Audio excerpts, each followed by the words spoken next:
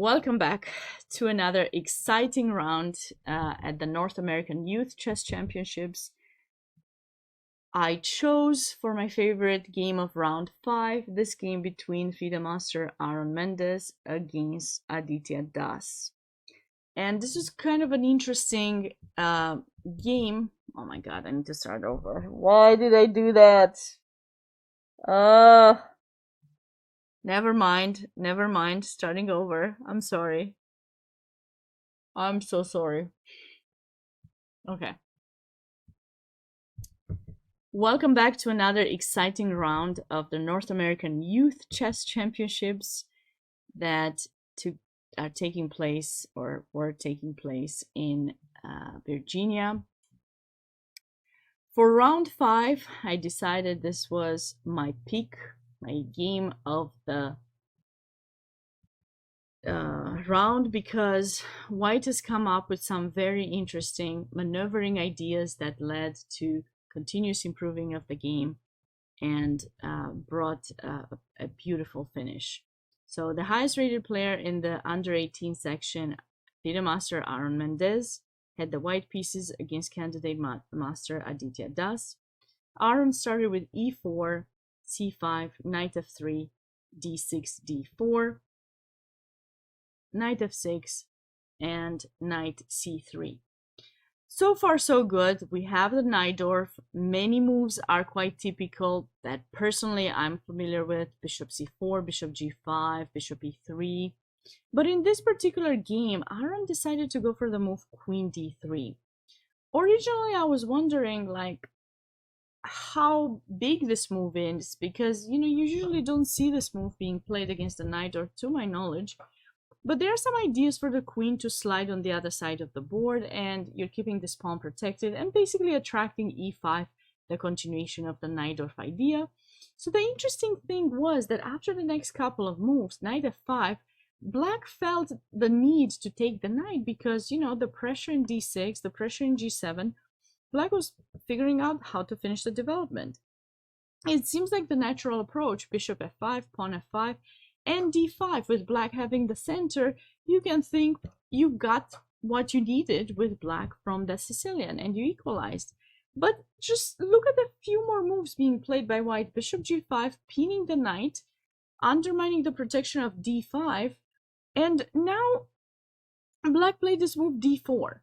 So although it seems natural, in a way, it does kind of allow White to blockade that pawn structure, and because of this, just the position slowly got worse for Black. It wasn't something specific that Black did, but it just got worse. For example, if this move were to be played, maybe White could move the queen, I don't know where, out of here, because there's knight c6. Maybe queen d2? Or queen h3, queen g3, somewhere, queen to the side somewhere.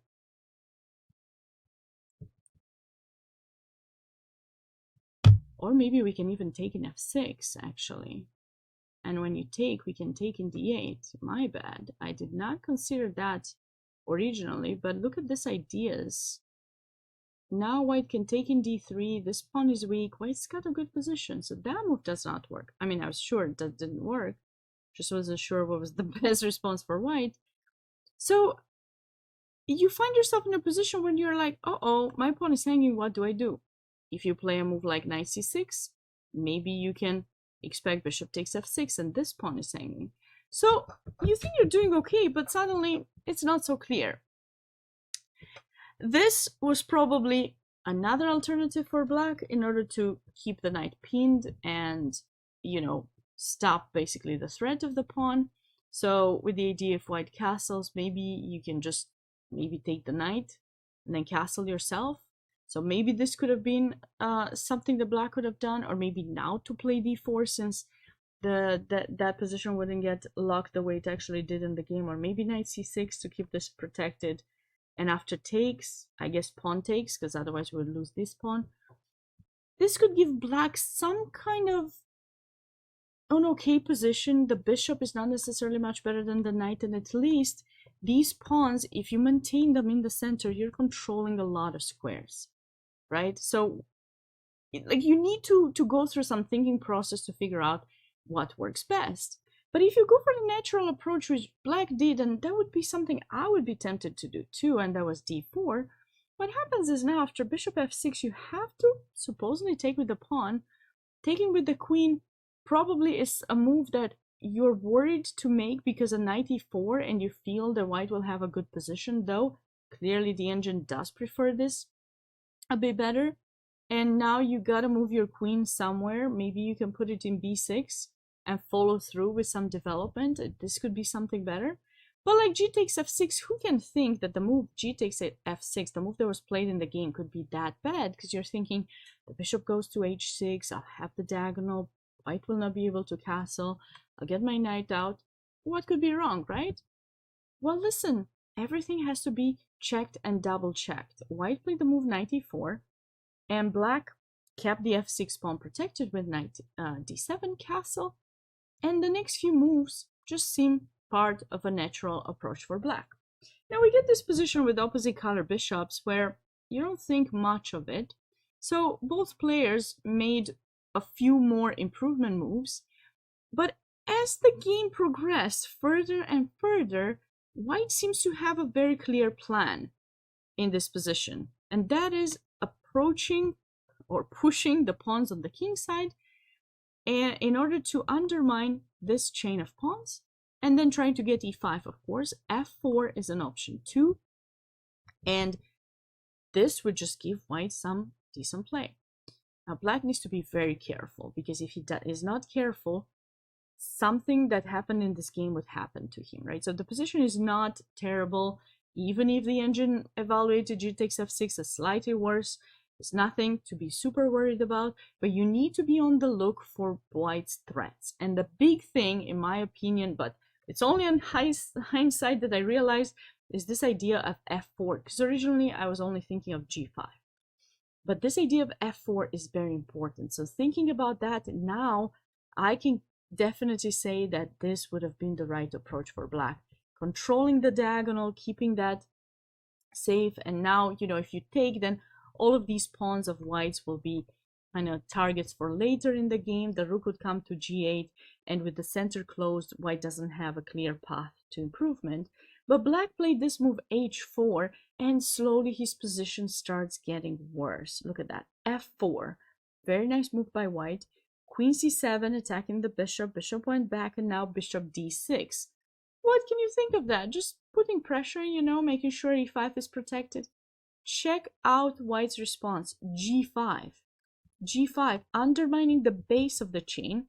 Now, there's some pressure in f7. We're not threatening to take it because obviously it's protected, but black felt the need to go rook h7 and g6.